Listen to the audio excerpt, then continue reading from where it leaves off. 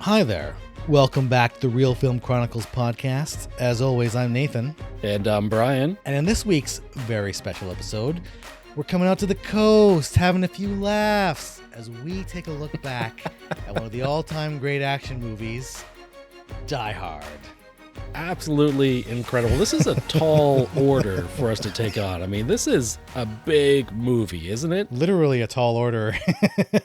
Like, I'm a little intimidated right now. Yeah. But 'tis the season.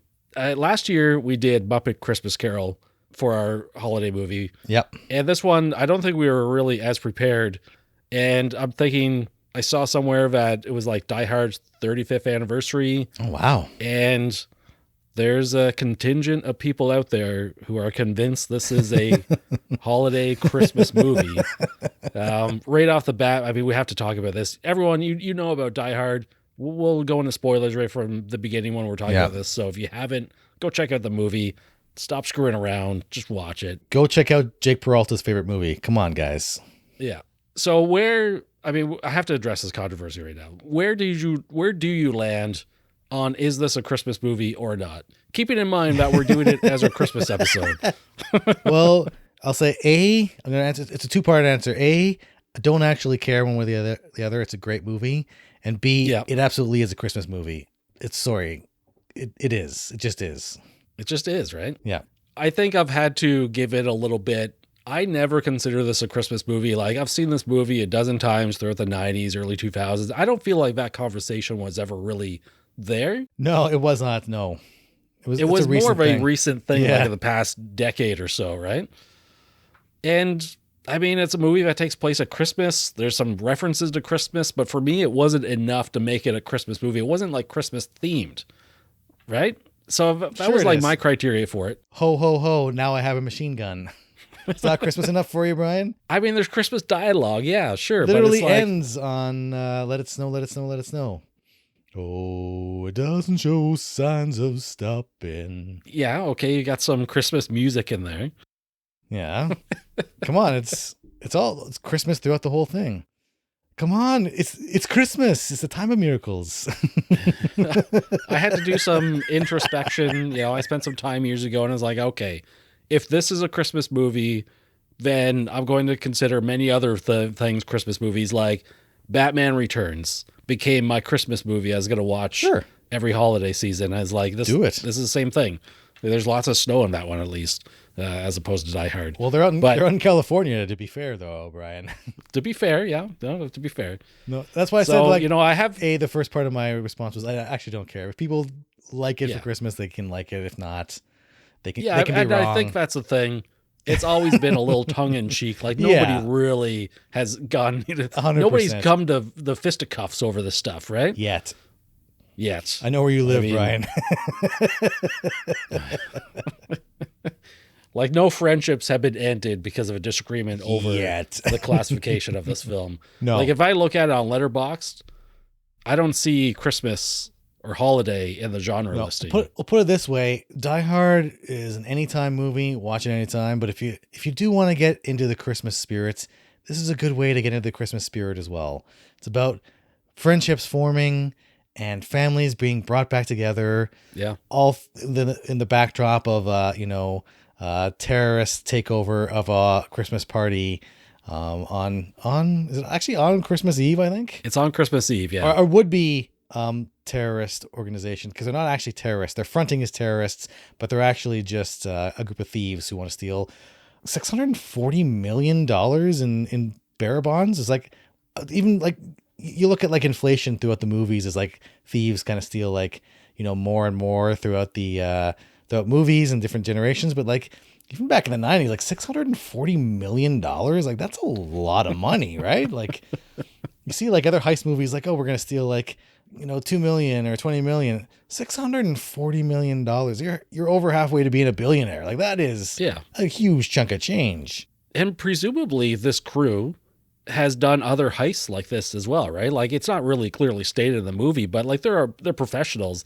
They come really well prepared for this robbery. They know what they're doing for the most part, but they never factored in a John McClane in their building. But that was the other thing. It takes place on Christmas Eve. they're having like the work party at that time, and I'm just thinking maybe I've been coddled by my employer for too long. It's like, we're not working on Christmas Eve. Like, we're not working around this time at all. Yeah. It's just like, why would all Christmas parties take place early in December? I think it's a movie trope, right? Like, Yeah. in the movies, you have your Christmas party on Christmas Eve. That makes logical movie sense. But any other, like, you're different. You work in, different industry than I do. But even in the industry I work on, there's Christmas parties every year or holiday parties. It's never on the 24th of December. It's always like, early December, or sometimes even like late November. It's like, it's a couple weeks, 2 or 3 weeks before. We just had our holiday party. Like the big one for our region was this past Friday, which is what, 2-3 weeks before Christmas. So yeah, it's a holiday. It's a movie conceit. It makes perfect sense in the movie construct world. But yeah, you can't start thinking about this movie or any movie in terms of like trying to map it on the real world. It'll fall apart completely. None of this makes sense in the real world, which is why it works so great. It's it's kind of funny because like I'm kind of thinking this would be, I don't know if I would say it is kind of more grounded. It's definitely grounded compared to the sequels that come later, right? Yeah, especially the cash-ins like in the 2000s. Yeah, so I think one of the keys to great writing is for, if you're planning on adding any kind of fantastical elements, whether it's literal magic and sorcery and sci-fi, or whether it's just like stretching the bounds of believability in terms of what a human body can do and like how big explosions can get. For every kind of fantastical element, you have to then further ground the movie in quotidian detail and have like some kind of real world, something that follows real world physics in order to balance that out, right? So in the first movie, the first Die Hard movie, you see John McClane, and throughout the movie, he's fighting bad guys, but he's getting stabbed, he's getting shot, he's getting his feet cut up, he's getting dirty, he's getting banged and bruised. He feels like it's stretching believability, obviously, but it feels believable, it feels plausible because he's actually taking legitimate battle damage, right? He's got genuine battle damage. And that's one. Yeah. Sorry. Keep going if you. No. And the whole thing, the emotional core between him and his estranged wife, and it's like it feels like that relationship felt so real, and like the struggles. If you ever been in a relationship, like that scene when he first gets to the holiday party and meets with his wife. So you got Bruce Willis, obviously, in the iconic role of John McClane, Bonnie Bedelia as his wife Holly, and they meet and they're talking. And she's like, "Oh, I'm glad you were able to make it out. I'm really happy you're here." It's like, and then he's like, "Oh, you're not happy enough to," because he didn't miss my last name though, because like she's going by her maiden name. And they get into this little fight, and then she's called away to give a speech to the troops, as she calls them, the other employees of this company. And then he like immediately bangs his head in the wall. Is like, "Yeah, real smooth, John." Is like, it feels so true to life. For anybody who's been in a relationship where you're like in the heat of the moment, you say something stupid because you're trying to like score some kind of points, or you're trying to like, win the argument, quote unquote. But as soon as it's over, you realize like, oh yeah, I sounded like a total idiot. I didn't mean to say that, but your emotion, you get caught up in the emotion of the moment. Is like just real. Like it felt like so real, those relationships, that it helped ground it for like the more fantastical elements of like the movie, like the big heist and like the Agent Johnson and Special Agent Johnson and the ridiculousness with the FBI agents and all that stuff. But all that kind of stuff just, the emotional core of the movie and all those kind of realistic elements just helped to balance things out. It's so great, perfectly balanced. Yeah, and talking about like the realism, the groundedness of it, that emotional core for sure. It's like, this was actually quite a shakeup in the action movie world in the late 80s, right? And at the time you had Arnold and Stallone running around like invincible guys, super muscle bound. Even the casting of Bruce Willis was very like, people were skeptical. He was the guy from Moonstruck. Yeah. And it's like this movie ended up changing, or Moonlighting rather, like action movies for the next decade. And it's like, it was just like, here's your everyman, and he's facing obviously marital problems, and even he can't even say the right things to his wife after this trip. Like you said, bang his head against the wall. It's like in the moment you say the wrong thing, and we all do that. We've all done it in the past. and you regret it right afterwards.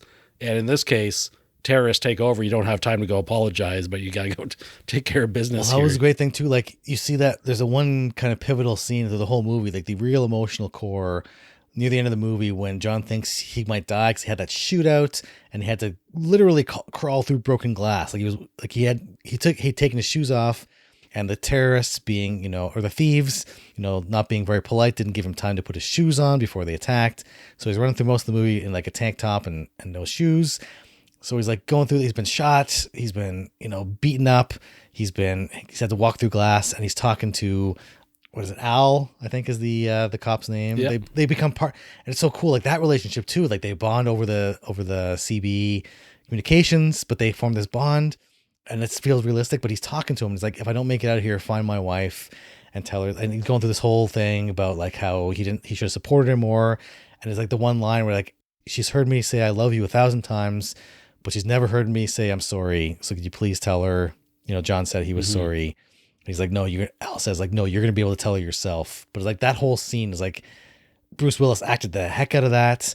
And like, that was like out of the whole, this big, you know, all the action set pieces and all the one-liners and all the, you know, the dark humor and everything. But that scene is like, it was so emotional and so true to life.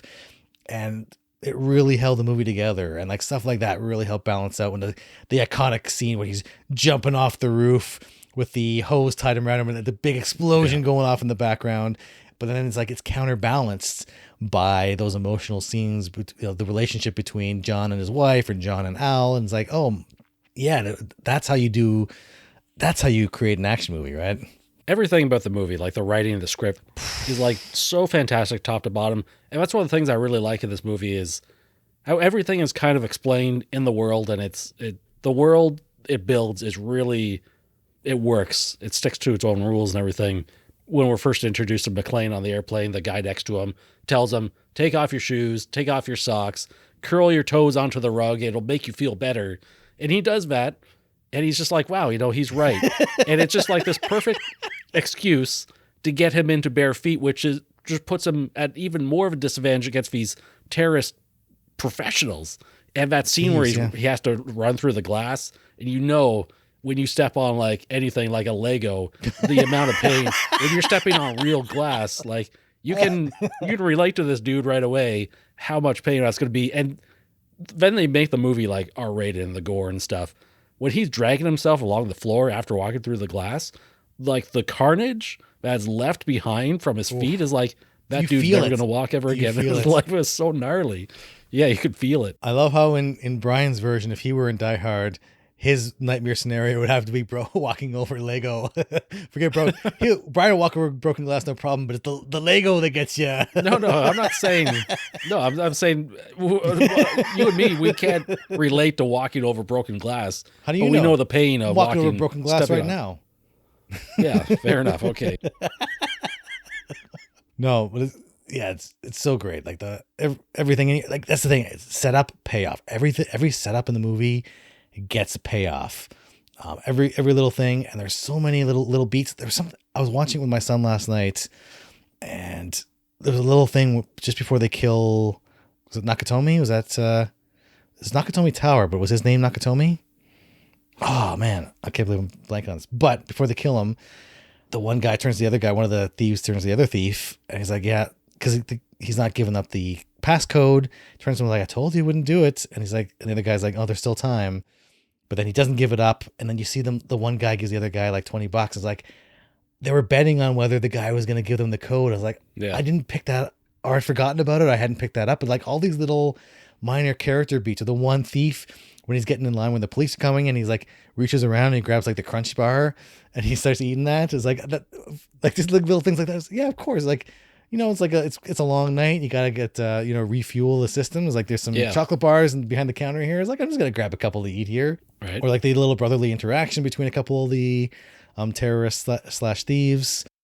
And this is the thing, I was watching it, and that whole a couple of scenes opening where they're establishing that John's a fish out of water, and he's coming out to meet the wife and kids, and like I feel like if it were written and shot today, there'd be a bunch of exposition explaining the situation and stuff. But it's like you know, even in an action movie like this, so much is done, there's so much subtext left, right? And there's some exposition later on when he's in the limo with Argyle there, his trusty, another one of his trusty sidekicks. But it feels like it's natural in the conversation. The guy's like, oh, it keeps poking away. And I was like, oh yeah, I used to be a cabbie. This is my first time driving a limo. So I was like, yeah, it's just like nature of the beast. You start conversations. But like so much of the storytelling and world building was done through, not necessarily through exposition, but just like through the visual aspects, or like so much was left to like, it trusted the audience to fill in the blanks, right? It gave you information, and it trusts you to make those connections yourself. And that's kind of rare these days, I find. Yeah, movies, they have to spell everything out. Yeah. I feel like we complain about that often enough. Yeah. And this one, like, this is an adult action thriller. Like, it's an R-rated movie. They know who they're shooting for their audience. It's like, and they trust them.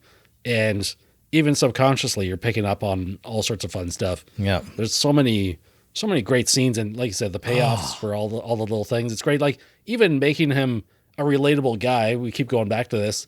He rides in the front of the limousine with Argyle. Yeah. When he's being picked up, he's like, I've never been in a limousine before.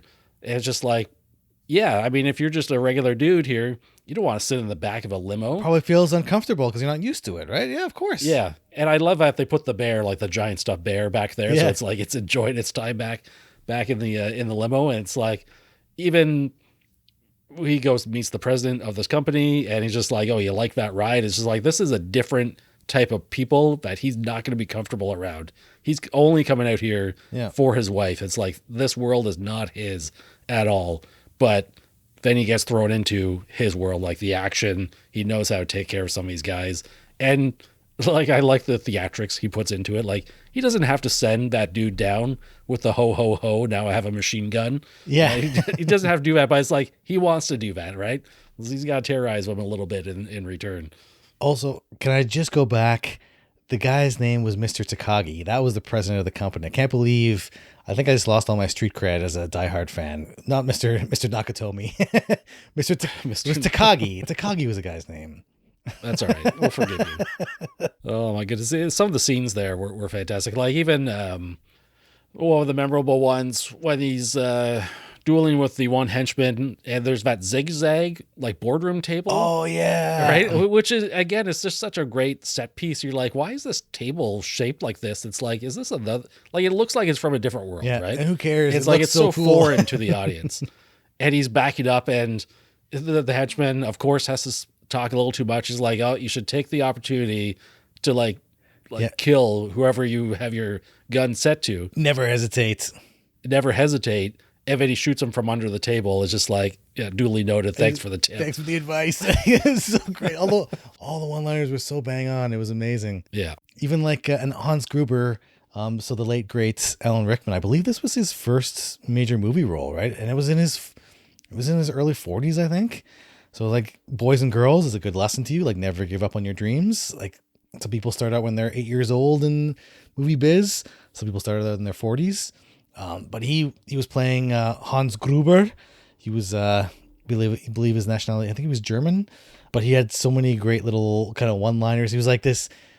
He was simultaneously terrifying, but also he was like hilarious. Yeah. He had these little one-liners, right? It was just and so his great. American accent when he's trying to trick. I love that. When he I beats love him. the American It's accent. It's so great. And I like the back and forth. It's just like, he thinks he's so smart. It's just like, he gets outsmart. Like, why? Of course, he's going to give him an empty gun with no bullets in it. It's just like, that should have been, that's the type of move that's like below Hans Gruber. So like many great turns. Like, it's like, yeah, finds him on the roof, and he gives him some kind of spiel about, oh, I was at the party and I escaped, and it's like, you're one of them, aren't you? Oh, don't shoot, you're one of them.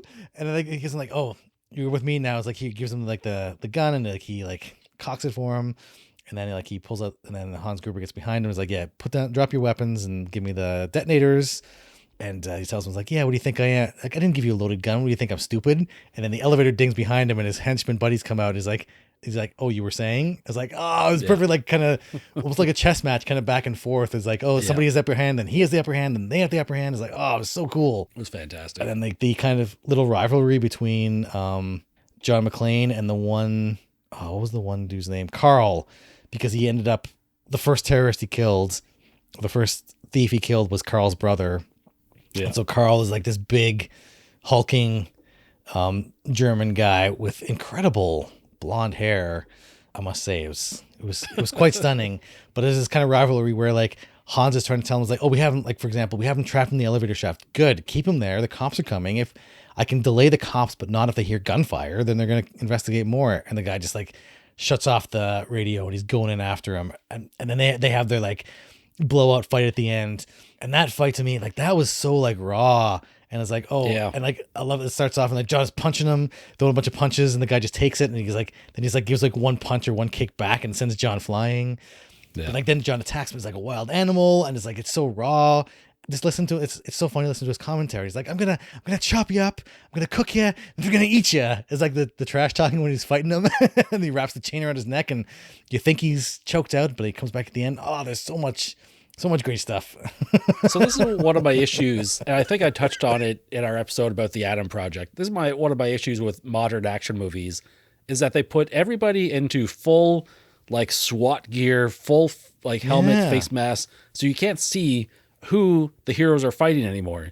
And this is the complete opposite. They give these villains so many good lines. They give them a little backstory, like they give them personality. And just like this guy losing his brother, first off, like this is another uncontrolled, like this is an element that Hans did not like necessarily prepare for, is like losing control of like one of his top lieutenants here, right? But it's this threat that just plays into it, and that works out beautifully, to the point where you think he's dead, right? Like John McClane is dead. His wife, all the other hostages are down there. It's just like this one Carl like loses his mind again. He's angry. And then Holly immediately knows like John's still alive. He would make people angry like that, right? It's just a great line. He's like, only John can drive people that crazy. Yeah. But it's like, it's a weird way of like building empathy for the villains, right? And I think there's a difference, again, talk about between empathy and sympathy, right? I don't agree with his point of view, but I empathize with, of course, that's like, he lost his brother. So like, you can empathize with that as a human being. It's like, that's why he's raging. That's why he's emotional, out of control. And it's like, oh yeah, they're not like gods and monsters. They're people who are doing bad things, but they're people with families and loved ones. Like, okay, they're not just faceless goons behind some, you know, they're not wearing hockey pads. Oh my God. But yeah, so many great set. Like, let's go through the set pieces. So there's like, obviously the one where he's jumping off the roof. That's the one everybody knows with the explosion behind him. There's the big fight scene at the end we talked about. I guess there's the first one where he's fighting the dude with the big dude with the tiny feet, because John can't get his shoes on. There's the big boardroom scene where he's fighting. He gets two guys there. There's the other one where he throws all the C4 down the elevator shaft to blow up as they're killing the cops there, or shooting the cops. That's one hell of a explosive like special effect. Like that thing looked incredible. It never ceases to amaze me. You feel it too when you see like all the explosions going off at the base of the building. And you see the and it's like really cool. It's like, oh yeah, of course the explosion is going to come. Like, it's got to go somewhere, right? Yeah. So it's like, and it's only so many places it can go. It's going to come back up the elevator shaft, and it blows John back because he wasn't expecting it. Because the kind of thing, of course, if you're not thinking about the physics of the situation, you're in the heat of the moment. Of course, you wouldn't expect the flame to come back up. But it's like, oh, there's like little details like that. What else is there? The helicopter scene on the roof.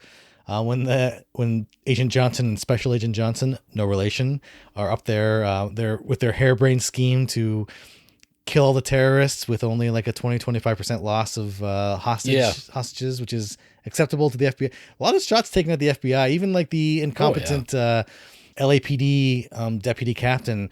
Even he comes in, he's like, there's some understandable skepticism at first, but he's giving John a hard time the whole time. But even when the FBI guys come in, it makes that character more sympathetic, even, right? Yeah. Yeah. And then of course, like the classic scene at the end where Hans finally gets into the vault, gets all the bearer bonds, and then John McClane comes in, but he's like, Hans has Holly hostage, and he's like, drop the weapon, and he drops his weapon, but he's got the gun taped to his back, and he starts like, he's like laughing. He's like, what is it you said before? Yippee-ki-yay, motherfucker. And he starts laughing at him, and the other two terrorists who are still alive start laughing at him. But then he pulls the gun out, shoots them both. And then the one scene where Hans is still holding on to Holly and they take her watch off, which they mentioned earlier in the movie, the watch she got for help, as a token of appreciation. It's a Rolex. Even the watch it calls back, it's like setup and payoff. And you see Alan Rickman's face as he's falling, and like, I don't know, man, the compositing still holds up so well. It looks like he's falling from the top of this building behind him. Yeah. And there's the look on Alan Rickman's face in slow motion. Like, it's burned into my brain. Like, what an epic end for this epic villain, right? It's like, set piece after set piece after set piece. John crawling through the vents, which is another classic kind of shot that everybody pulls up but the whole scene before that, when he's like using the strap from his gun to go down the elevator shaft to get into the vents there, that's like, you felt like he was gonna die there, because he was at one point the strap gives away and he falls on the elevator shaft, but he catches one. It's like, it's perfect. Well, I really love that scene where he falls down that shaft. He's in the duct and he uses his lighter to like see where he is. Yeah. I don't know if I noticed it before, or maybe it was just subconscious. It was like the terrorist is looking down and he's just like, as far as he can tell, John is dead. Like he must have fallen to the bottom, but he sees the light from one of the little off shafts there where John is, and you're like, oh, he's there. And they immediately make their way down there, and it just makes for a really... he can't sound... Oh, it's 2 floors down. It's like, yeah, these... Of course. It makes for a really tense moment there where he like randomly shoots the ductwork at first. And it's like, John, has his gun aimed really like strangely, and it's like, is he going to be able to shoot through this vent properly or not? It's like really tense, and he gets called away at the last moment. So he can continue on. The action, this is iconic.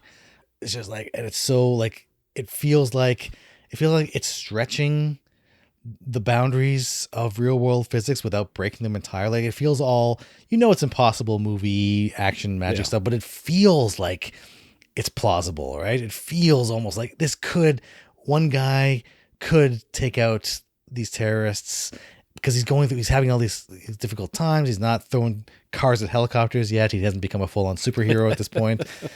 He's taking his licks, and he bleeds, but he's also dealing out, massive amounts of damage, and he's trying to do his best. And like, man, it's just top to bottom. Like, the action is just superb. There's a reason it's a classic, right? Well, that's one of the nice things of where he can take down like 1 or 2 at a time, and it makes sense because a lot of these guys, they're out doing things like they spend a lot of time at the beginning of the movie just set up all the explosives at the top of the building, right? So it's like they can't devote all the resources, all their people to chasing down this one guy in the building. So they just like encounter him every so often, which is great because they have like a specific mission they got to do, and they have a timeline they got to stick to. It's great. Like, everything makes sense. We got to talk about the cinematography in this. John McTiernan, his use of angles in this, when he's framing the characters in the different scenes, he's using Dutch angles. He's using like angles where he's like looking up at a character or looking down at a character. Mm-hmm. And I think if you're going to, if J.J. Abrams wants to use his like lens flares, he needs to go back and look at a master like John McTiernan. Because like, there's one scene in particular, and you know exactly the scene when the bank vault opens and the camera pans over to Hans, and he's got like the light behind him, almost like the angelic lights. And it's playing that the hymn there, and it's almost got like wind blowing in his hair. This whole scene is like very kind of like religious kind of imagery, but it's like almost like the heavens opened up, almost parted, and then like the angels are singing around him, and like, oh my God. But there's other scenes too where it's just like looking at the character, and it's like the lens flare from the lights behind them, and it looks like natural. It's not distracting from the scene. It just like that brief flash. Oh, the cinematography, or maybe it's not this, cinematography, but also the shot choices, like at the end scene there when John McClane is coming out to rescue his wife, and you just see him silhouetted, right? I feel like this is a thing that they wouldn't do today, because like you got to see the action hero's face all the time, but he comes out of the darkness, the smoke and the shadows, and it's just a silhouette of John McClane. You can't see him as he slowly comes forward. Like in the silhouette, he looks like you can tell he's holding the semi-automatic gun. He's got the machine gun, and he's got the action hero pose. But then he starts walking forward, and you slowly reveal to these characters like, oh, he is in rough shape. He's got no shoes on. He had to use his shirt to bandage his feet, but he's got cuts and bruises. He's got the bullet wound on one arm, and he's shuffling along like he's limping along. It's like such a cool, like almost a subversion of expectations from the character's point of view, where they see, oh, he's got the machine gun and he's action hero pose. Was like, no, he's limping to the finish line, right? Major credit to cinematographer Jan de Bont on this film. Famously directed Speed and Twister as well as shooting a great deal of other films. I think that's why the movie looks so good. Like he's really good at his craft. The movie looked great. Yeah, watching it now in retrospection with like the lens flare and like the overabundance from, you mentioned Abrams and like the Star Trek films and stuff. It's just like, it almost seems like a meme at that point where it's like, oh, I watched Die Hard when I was young. There were some lens flares. Let's put lens flares into all my movies now. Yeah, but I feel like there's a difference too. Like I feel like some of those lens flares might have been added after the fact, CG, but like in the 80s when this was released, like all those lens flares are like that's in screen. That's like you had to capture that for real with real film. So like these were specific lighting choices that they made that they must have tested ahead of time to get that specific, like it's going to flare for a bit and then it's going to go away. It's not going to obscure the picture, but it's just, it's phenomenal. Absolutely brilliant. This movie was nominated for 4 Oscars. For 4? Film editing, visual effects, sound mixing, and sound editing. Visual effects for sure. Like there's a lot of practical work here. A lot of some great stunt work. You mentioned the compositing of Gruber falling from the building. I always think about that scene in comparison to Total Recall. I think it was Total Recall where it was RoboCop. I compared to RoboCop where you have this guy falling out of the skyscraper and it's like they used like a stop motion person or something. It looks awful. Yes. To this day, that effect looks awful. But here, they dropped Alan Rickman from some height, and I think the trivia says they dropped him on the wrong count because to get that surprised look on his face. So it's like it's a look of genuine surprise. He wasn't prepared to go on 2. It was supposed to be 3 type of thing, right? That's what I'd heard. Yeah, and it's just like they don't kind of like it looks really great. All the effects look really amazing. And the sound, I mean, you blast this movie at home in your home theater, get the surround sound going, like it's really great. It's really easy to see how this defined and changed action movies because after this, like the genre becomes Die Hard in or on something, right? Like we mentioned Speed, Die Hard on a bus, which worked amazingly well. Not all of the Die Hard inspired movies work that well. But also there was like a cheekiness too to the movie, like a tongue in cheek thing when like that whole scene I was describing where like you got Ode to Joy playing and like the heavens opening up for Hans Gruber. Like I feel like you wouldn't get that same kind of like, for all the meta humor we get now, something like that kind of cheeky and like winking at the audience. Mm-hmm. It feels like it doesn't feel cheap.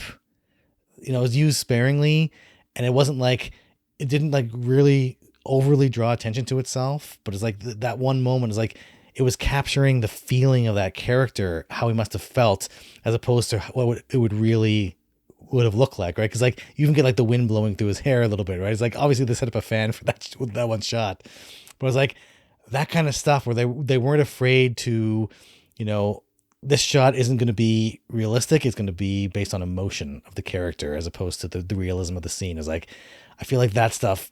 There's a fine line to walk between kind of winking at the audience like that now it's like there's so much meta humor, but this isn't like, it's not meta humor, but it's like it's letting the audience kind of in on the joke, right? I feel like, and there were a couple beats like that in the movie as well, and I feel like that's kind of a lost art as well. So you do you watch this movie like every year type of thing? Like is this the regular rotation all the time? According to Letterboxd, I watch it often enough.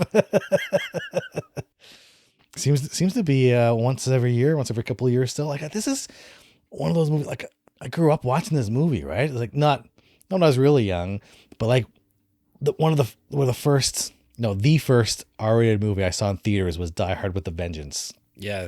So like the whole Die Hard saga really has a special place in my heart. Like that was one of the first DVD sets I bought. Like you get like Indiana Jones, you get Back to the Future, you get Godfather, you get Die Hard, right? Like for the people starting out their collection, it's just one of those classic film trilogies. And yes, trilogies. No, the other two, you can like them, like take them or leave them, whatever. But those first three, I think there's really, really something special. And that first one, like Die Hard, that classic, in terms of like Western action movies, argument can be made. Like if Die Hard is not the best, it's one of the top 5 for sure. Like best action movies, most influential action movies in Hollywood. It's just, like you keep coming back. There's the action, but there's the, there's the drama and emotional core to it. There's the humor to it. There's so much going on in this movie. I feel like, you feel, like you say, you feel the inspiration in like the obvious Die Hard inspired movies like Speed, but I think its influences are still being felt to this day. Some 35 years later, you can't make a movie in Hollywood without in some way being in conversation with Die Hard as one of those action movies, right? It's an influence. It, by definition, if you're making an action movie in Hollywood, Die Hard is going to be an influence in some way, whether you're playing to it or whether you're playing against it, right? So it's just, it's a perfect story, perfectly told. We'll put it that way. That's pretty fair, yeah.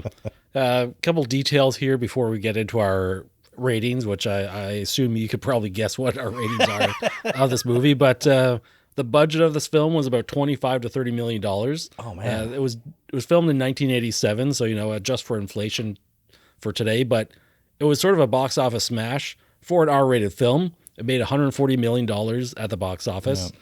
I was reading that the expectations were super low on this. There was a lot of trepidation on casting Bruce Willis into such an action role. I think they gave him a $5 million payday, which was huge at the time. Action movies were in a totally different spot. We mentioned before. It's like It was Arnold, Stallone, even Eastwood was the big action star at the time. And it's like, those of you in the know, it's pretty common trivia for the Die Hard fans. But Frank Sinatra had the first look option to star in this movie, and because it was still in his contract at the time. But he was like in his 60s or something, or it was 70s at the time. Arnold Schwarzenegger was attached at one point, which would have been a very, very different movie, right? Yeah. But this was like you're saying, like completely different. Like he was the first. I kind of felt like an everyman hero who wasn't like a muscles on muscles on muscles like a lot of the 80s action heroes were, which is appreciated in its own right. Because I think another classic McTiernan film, Predator, starred Schwarzenegger, and again another classic in its own right, but for different reasons. Another trivia I saw online was the home box office market, like home video market, I should say, box office market. They estimate that by 1997, like a solid 8-9 years of video rentals, from movie rentals alone, this movie made $36 million from. And just like, for any younger audience member, it's just like Blockbuster was obviously the major video chain, but like we had a whole bunch of them, and they were big stores. Renting was commonplace. You didn't necessarily buy this movie on VHS. It was very, very expensive to buy movies.